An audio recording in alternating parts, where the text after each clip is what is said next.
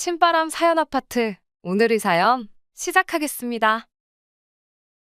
안녕하세요. 혼자서 어린 아들 키우고 있는 30대 여자입니다. 애 혼자 키우는 게 보통 힘든 일은 아니네요.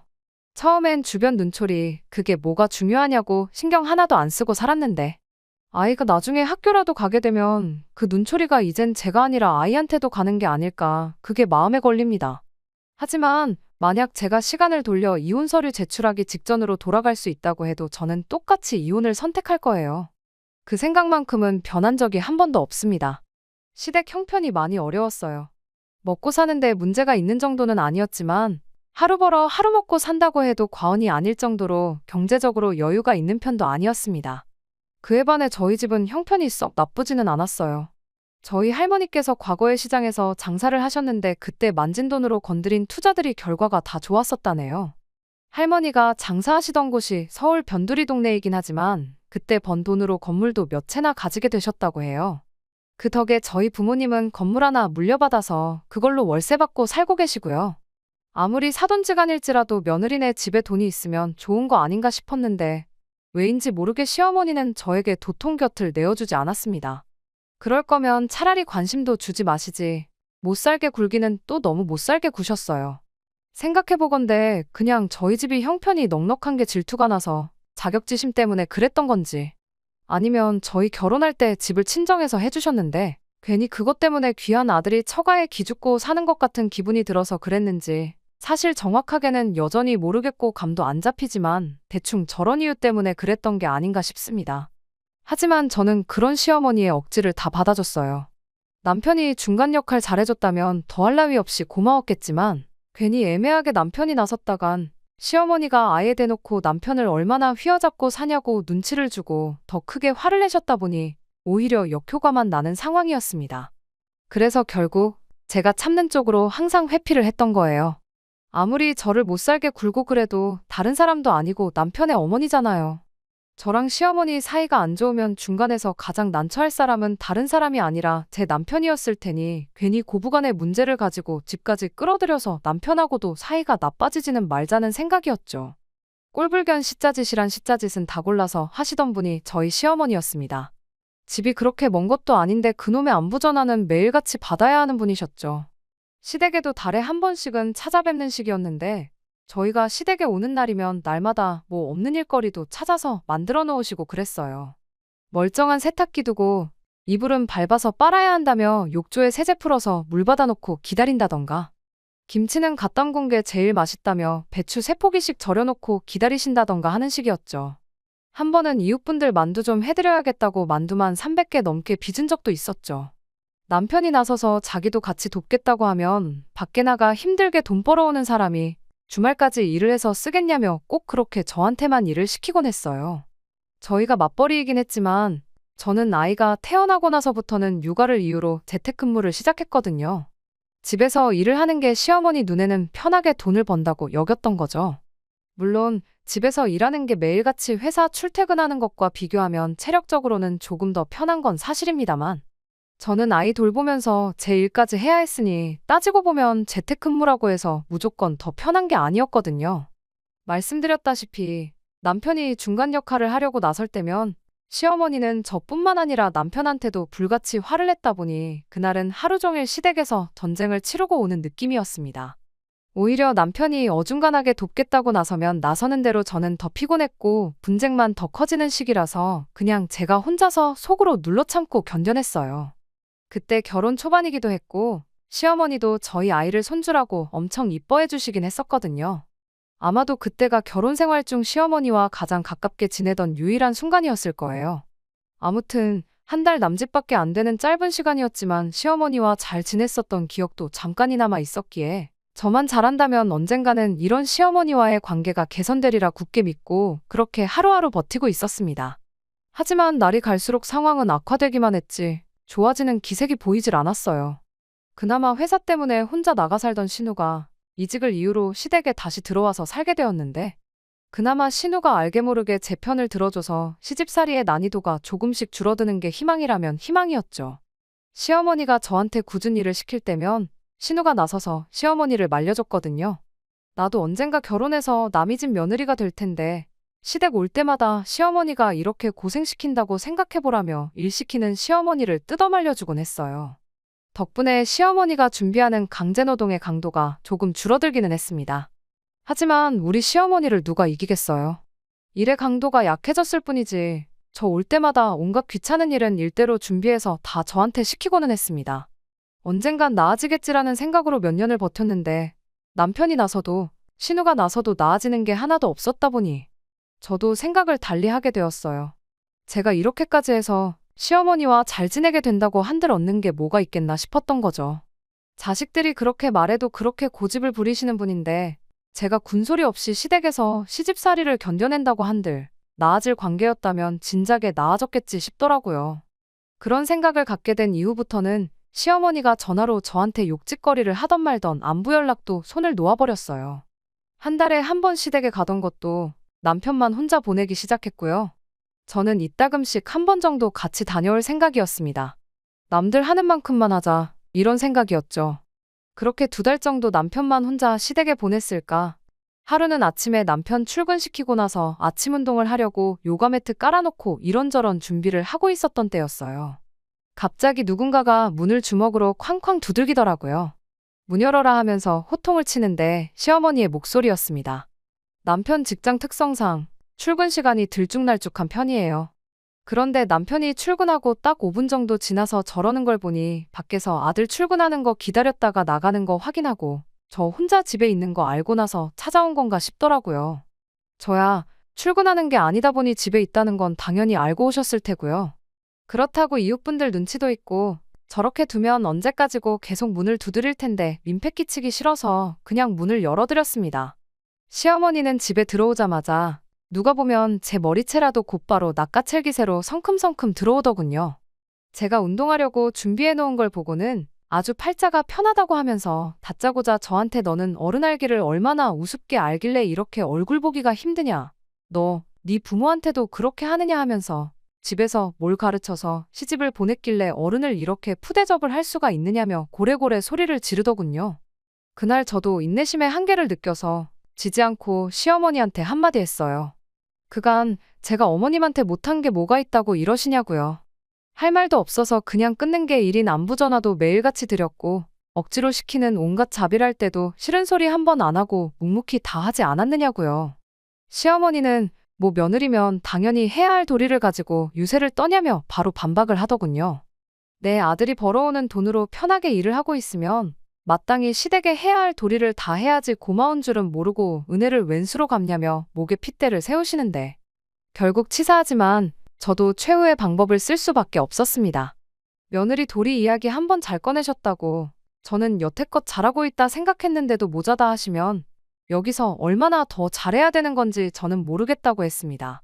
그냥 이참에 속 편하게 며느리 노릇하는 거 그만두겠다고 한마디 했죠. 오늘부로 시댁에 매달 보내던 생활비부터 끊어버리겠다고 으름장을 놓았습니다.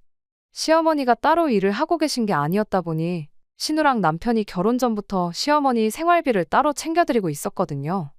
저희 결혼하면서 보내던 생활비를 끊어버릴 수는 없으니 양가에 똑같이 보내기로 했었어요. 그런데 친정부모님은 여유가 있다 못해 넘쳐나는 분이셨다 보니 그런 거 받을 필요 없다고 거절을 해오셨습니다. 그래서 그건 그거대로 저금을 할까 했는데 시댁 형편 어려운 것도 알고 그러니 차라리 제가 친정에 보낼 몫을 시댁에 드리기로 했던 거예요. 시어머니 입장에서는 제가 보내던 돈이 여윳돈이나 마찬가지였으니 솔직히 포기하기 싫은 돈이었을 겁니다. 그 누구보다 시어머니가 그걸 잘 알고 있었을 테고요. 제 예상대로 그 말이 나오자마자 시어머니가 조용해지더라고요. 물론 며느리 앞에서 자존심도 챙겨야 했으니 바로 꼬리를 내리지는 않으셨지만 저한테 이 소리 저 소리 할 말 못할 말 가리지 않고 퍼붓던 시어머니가 그냥 혀를 한 번쯤 하고 차더니 그냥 집으로 돌아가시대요. 그간 그렇게 참아왔던 걸 터뜨렸는데 속이 후련하다기보단 자꾸 신경이 쓰이고 마음에 걸리더라고요. 할 일이 산더미였는데도 불구하고 그날은 아무 일도 손에 잡히지 않을 정도로 심란했습니다. 남편이 퇴근했는데도 아무 말이 없고 무슨 일이 있었는지 전혀 모르는 눈치길래 제가 먼저 솔직하게 말했습니다. 당신 출근하고 아침에 시어머니가 찾아오셨다. 이런저런 일이 있었고 나는 거기서 참지 못하고 시어머니한테 한마디 했다. 생활비 끊겠다고도 말했다. 정말 토시 하나 빠뜨리지 않고 있던 일 그대로 사실만 전했습니다. 저한테 유리하게 바꾼 말도 없이 솔직하게 전부 다요. 남편이 제 이야기를 듣고는 미안하다고 사과를 해왔어요. 당신이 잘못한 게 없는데 왜 나한테 사과를 하느냐 했더니 그래도 자기가 여태껏 중간 역할 못하고 그랬던 게 화근이 된 거 아니겠느냐 하면서 앞으로라도 자기가 확실하게 제 편을 들어주겠다고 약속을 하더라고요. 오히려 남편이 한술 더 떠서 시어머니가 적어도 본심은 저를 여전히 싫어할지라도 저한테 쓴소리 2번 다시 못하게 해야겠다며 당분간 자기가 보내주는 돈까지 같이 끊어보는 게 어떨까 하고 제안을 하더라고요. 남편도 저도 시어머니를 너무 쉽게 생각했던 게 불찰이라면 불찰이었을 거예요.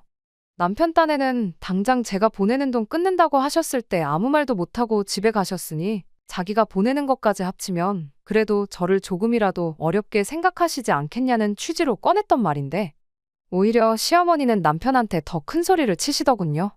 아주 여자에 미쳐가지고 낳아주고 키워준 부모도 몰라보고 돈으로 갑질을 한다고요. 부모 내치고 성공하는 자식 새끼들은 살아생전에 본 적이 없다고 어디 한번 니들끼리 지지고 볶고 잘 먹고 잘 살아보라며 아예 연을 끊자는 선언을 해오셨습니다. 예상 외의 반응에 남편이 많이 당황하기는 했지만 그래도 제 앞에서 남편으로서 아빠로서 가장 역할 중간 역할 이제 제대로 해내겠다고 다짐을 했던 게 있다 보니 남편도 시어머니 대응에 맞불을 놓았죠. 이 또한 길어봐야 한두 달이라 생각했고 시어머니도 한번 불편한 거 겪어보면 먼저 연락을 해오시지 않겠나 하는 생각이었습니다. 하지만 저희의 예상은 보기 좋게 빗나갔고 그렇게 거의 2년 가까이 시댁하고는 연을 끊고 살게 되었어요. 처음엔 저도 양심의 가책을 느꼈던 건지 신우 통해서 시어머니 용돈 하시라고 돈 10만 원씩 몰래 챙겨드리고 했는데 신우도 중간에 껴서 입장이 난처해 보이고 어떻게 중재를 서려고 하는 움직임도 보이지 않았습니다. 그렇게 한 달, 2달 지나고 나니 또 언제 그랬냐는 듯 저를 신경 쓰이게 만들던 그 양심의 가책도 무뎌지기 시작했죠. 그 뒤로는 아예 신우랑도 연락을 할 일이 없었고요. 그나마 남편이 신우랑 연락 주고받으며 시댁 상황이 어떤지 시어머니는 어떤지 소식 정도만 전해 들으며 살게 되었습니다. 그나마 있던 죄송스러운 마음도 무뎌진 건 별거 없었습니다. 정말 너무나도 평화로웠거든요. 남편하고 사이는 전에 없이 좋아졌고 저 또한 아이 키우느랴 집에서 일하랴 정신없이 바빴던 것도 한몫했고요. 제가 정신없이 바쁜데 시어머니까지 챙길 마음의 여유가 없었거든요. 사이가 좋았었다면 모르겠지만 좋았던 적은 아이 태어났을 때 몇 주 말고는 단 한 번도 없었으니 저는 그냥 언제까지고 이 마음속 평화가 지속되었으면 싶었어요. 그렇게 더할 나위 없이 만족스러운 삶을 살고 있던 어느 날이었습니다. 정말 뜬금없는 타이밍에 남편이 오랜만에 우리 신우 좀 만나러 가자고 하더라고요. 그 2년간 신우랑도 연락을 안 하고 지냈는데 갑자기 신우는 무슨 일이냐, 뭐 결혼이라도 한대냐 하고 물었더니 신우가 이번에 식당을 창업을 했는데 개업식 한다고 축하해주러 가자고 하더라고요. 시어머니는 저녁에 장사 시작할 때나 오신다고 그 전에 후딱 다녀오자는데 축하고 나발이고 저한테는 정말이지 듣던 중 뜬금없는 소리였어요. 신우가 무슨 재주로 갑자기 식당을 하나 싶었거든요. 요리라고는 라면밖에 끓일 줄 몰라서 시댁 들어오기 전까지는 배달비 때문에 식비가 많이 나가 걱정이라던 신우였거든요. 요리의 요자도 모르는 신우가 난데없이 식당을 창업했다는데 축하하는 마음보다 걱정이 앞섰습니다. 심지어 그때 당시가 끝물이긴 하지만 코로나 때문에 자영업자들 타격을 많이 보던 시기였었거든요. 뉴스에는 잘 나가던 자영업자들도 손님이 없어서 나가 떨어진다는 소식만 날마다 보도되던 시기였는데 무슨 생각으로 식당을 오픈했나 싶었죠. 그런데 또 문제는 거기서 끝이 아니었습니다. 시댁이 형편이 넉넉한 것도 아니고 그렇다고 신우가 직장 생활하면서 돈을 알뜰하게 모으는 스타일도 아니었거든요. 게다가 한 직장 우직하게 다니지 못하고 이게 마음에 안 든다, 저거 배우면 돈을 잘 번다더라 하면서 틈만 나면 이직하겠다고 멀쩡히 잘 다니고 있는 회사 그만두고 새 회사로 옮겨 다니던 신우였으니 더더욱이 무슨 돈이 있어서 창업을 했나 싶었어요. 아무리 당시에 나가 떨어지는 식당이 많고 상가에는 공실이 넘쳐난다고 하던 시기였지만 창업하는 게 돈이 한 푼 두 푼 드는 게 아니잖아요. 그거 다 빚내서 했을 텐데 또 대출은 아무나 받나요? 무슨 돈이 있어서 창업을 했나 싶었는데 남편이 대수롭지 않게 창업자금은 자기가 보증을 서주고 대출을 받아서 차렸다고 하는 겁니다. 그 말 듣자마자 반사적으로 남편한테 미쳤냐고 소리를 질렀습니다. 시어머니가 시자짓할 때 신우가 몇 번 제 편을 들어줬던 건 고마운 일이지만 그거 고맙다고 해서 저한테 상의 한마디 없이 신우 빚보증을 서줬다는 것부터 용서를 할 수가 없었어요. 물론 저한테 상의를 했었다고 해도 당연히 그렇게 하라고 하지도 않았을 테지만 적어도 저한테 물어라도 봤었다면 어떻게 친정부모님 손을 빌리든 해서 다른 방법을 모색했을 거 아니냐고 한마디 했죠. 남편은 우리 살고 있는 이 집도 장인장모님이 해주셨는데 내가 어떻게 또 장인장모님 신세를 지겠느냐면서 자기가 옳은 결정을 내린 거니 신경 쓰지 말라고 하더라고요. 차라리 우리 모아놓은 돈을 그냥 줬으면 줬지 보증은 절대로 해선 안 되는 거 모르냐고. 신우이라서가 아니라 우리 친정에서 보증을 서달라고 했어도 당연히 거절하는 게 보증이라고 당신 제정신이냐고 몇 번을 더 따졌어요. 남편은 끝까지 저한테 걱정하지 말라면서 낙관적인 태도를 보이더군요. 코로나도 거의 끝물이지 않냐. 원래 그 자리가 한 달에 억대 매출을 올리던 자리였다더라 하면서 자리가 엄청 좋은 자리니 신우도 앞으로 떼돈 벌 일만 남았다고 걱정을 붙들어 매라는 겁니다. 물론 잘 되면야 좋은 거지만 그 근거 없는 확신이 더 무서웠어요. 한 달에 억대 매출을 올리던 자리였다면 왜 그 자리가 공실이 나 있던 건가 생각은 안 해본 건지. 생각한 대로 이루어지면 이 세상에 망하는 사람이 어디 있겠어요. 머릿속에서 희망회로만 잔뜩 굴리고 있으니 진짜 봐야 할 건 안 보고 잘 되겠지 하고 넋놓고 있는 꼴을 보니 정말 답답해 미치겠더라고요. 그리고 신우가 무슨 음식을 할 줄 안다고 식당을 하냐고 했더니 그건 걱정 말라면서 음식은 시어머니가 하기로 했다는 이야기까지 해주더라고요. 산 넘어 산처럼 들렸는데 남편은 어떻게든 저한테 자기가 굳게 믿고 있는 맹신을 저한테도 세뇌시키려고 안달이었습니다. 시어머니가 음식을 하고 신우가 경영을 한다는 소리에 정말 억장이 다 무너지는 기분이었어요. 제가 도무지 화를 풀지 않으니 그때 돼서 남편이 감정에 호소를 하기 시작했습니다. 하나뿐인 가족인데 어떻게 모른 척을 하냐고 하면서 지난 2년 동안 우리가 시댁의 생활비를 끊었던 걸 생각해보라더군요. 그동안 신우 혼자 벌어서 시어머니 모시고 산다고 엄청 고생이었다더라. 돈은 돈대로 생활비에 써야 하니 모이질 않고 있고 말은 안 했는데 신우가 처한 상황 때문에 결혼을 전제로 만나던 사람도 있었는데 결혼도 무산이 되었다더라 하면서요. 보증 하나 서줬을 뿐이지 신우가 대박내서 갚으면 끝나는 건데 가족이 되어서 응원은 해주질 못할 망정 개업하는 날부터 망하면 어떡하냐고 악담을 퍼붓고 있냐고. 네가 그러고도 한 가족이라도 할 수 있냐고 아주 눈에는 눈물까지 맺혀가며 열변을 토하는 겁니다. 우리가 할 일은 가서 개업 축하해주고 가끔씩 가서 매상 올려주고 지인들한테 한번 와달라고 가게 홍보해주고 하면서 먼발치서 응원만 해주면 되는 건데 그게 그렇게 힘든 일이냐 하면서 따지고 드는데 저 사람 머릿속에 들은 게 뇌가 아니라 무슨 꽃밭이 들어있는 건가 싶었네요. 아무리 생각해도 신우 보증서 주는 걸 저한테 상의 없이 했다는 사실이 그것만 생각하면 배신감에 온몸이 떨릴 정도였습니다. 그래서 제가 당분간 당신은 시댁에 가 있으라고 했어요. 내 마음 정리되면 부를 테니 시댁에 가 있으라고요.